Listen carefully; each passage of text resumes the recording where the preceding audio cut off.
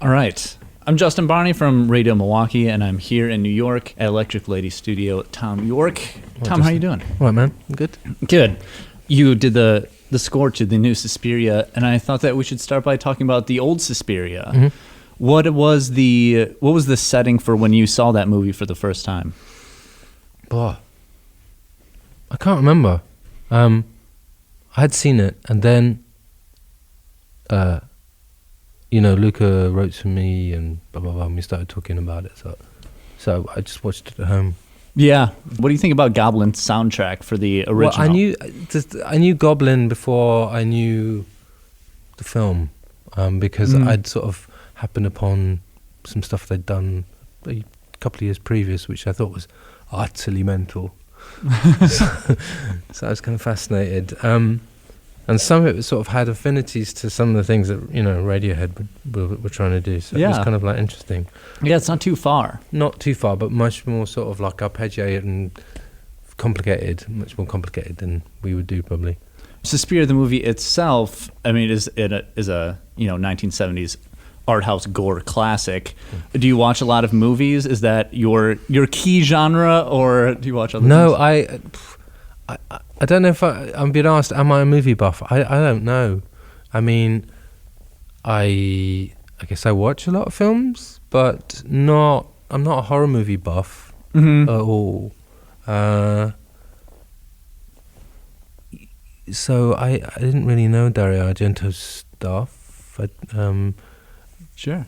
Yeah. So I mean, I should, I guess, if I agree to be a horror movie buff and no, but I'm not. I sort of came to it from quite a sort of like, yeah, okay, that's interesting. Sure. Is there a genre that you do like? Is there like a movie that people would be surprised that you like?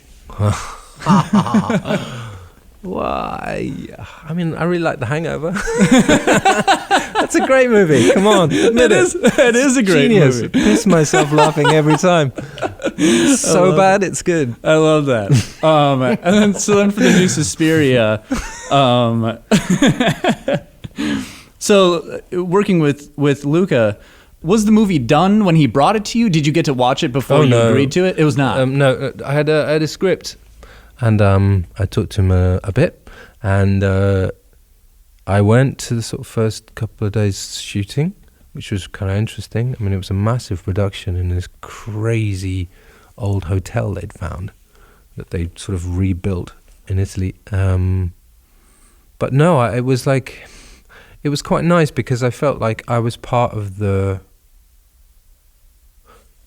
genesis of it in a way. I mean, I came to it relatively late, but the score was an important element of it, and it was, as they edited together, I was throwing them bits of score to try to put with the edit and blah blah blah. And were you writing the score like as it was happening, or would you see like a reel after and kind of write for what was going on? Well, it was a tip that Johnny said to try and write quite a lot of stuff before you're sitting down in front of the picture. And I did that because I kind of felt like I had to have my own melodic way in to whatever they sent me regardless. So I had something to hold on to if things got messy. Yeah.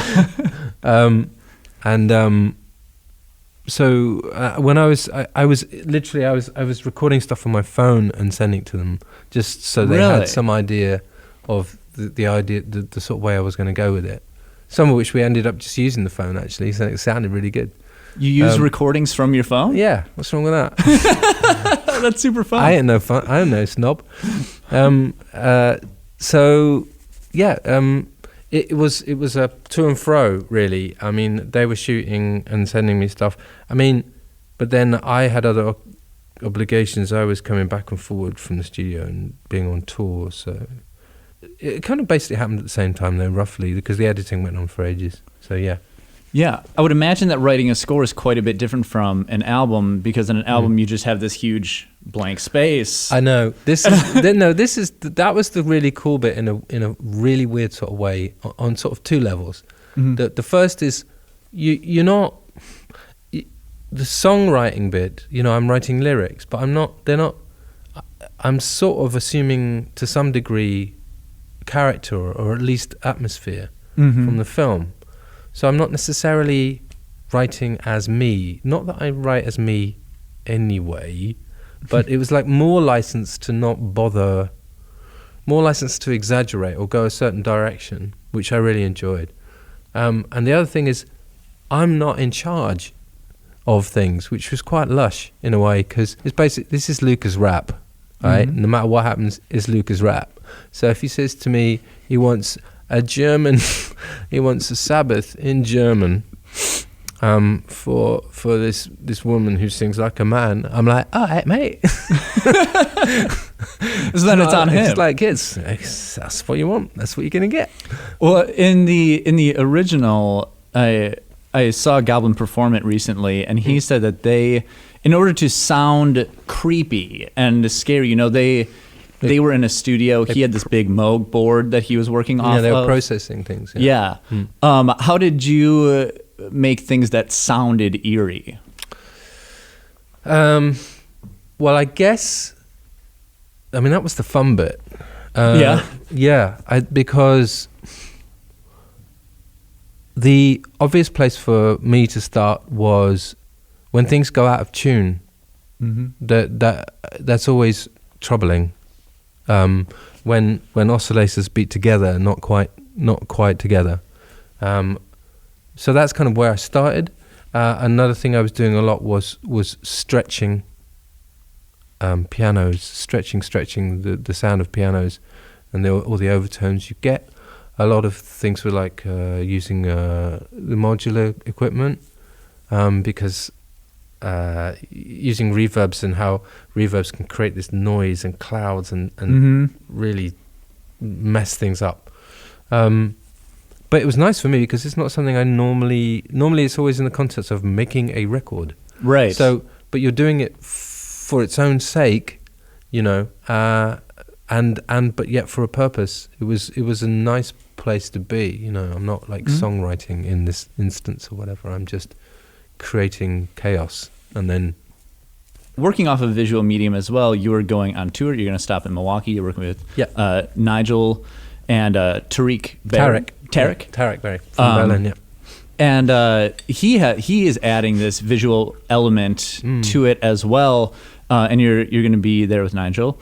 Are you and Nigel talking about new Atoms for Peace project, or will this be? Is there a possibility of this being a new project in itself? Yeah, no, it is, and we're desperately trying to finish the record because a lot of what we perform in that show is kind of stuff that was written for that show, and we need to get our shit together to actually finish it, which we keep trying to do. So it's like its own thing. And how are you incorporating the visual elements into it?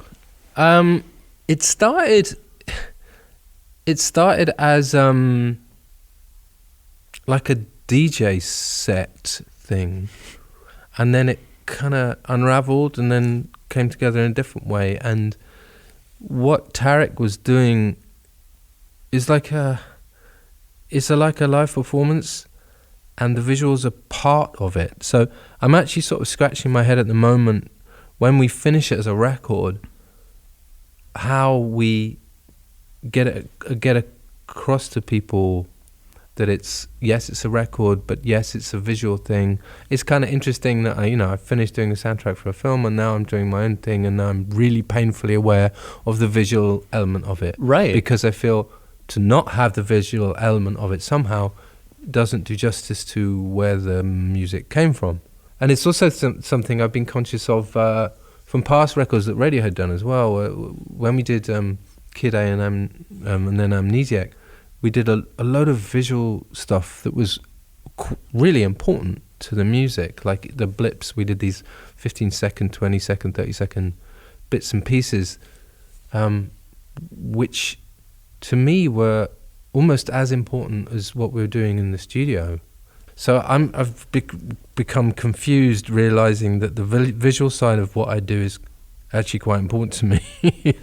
And how to sort of. I saw these two balance. things that you're doing, and I was like, so you got the visual with the score and the visual with this, and I've been wondering how that's going to release. What's the project called?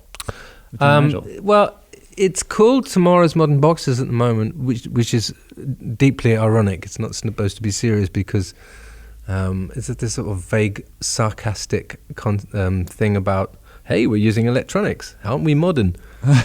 Which is, believe me, it's British irony. No one's going to get it, but we understand it. I don't know what the record's going to be called. I mean, I guess it's under my name at the moment, kind of. I don't know. It's the weirdest thing in the world. I'm going on tour for a month, and someone says, I'm struggling to explain what the hell it is I'm doing. Oh God.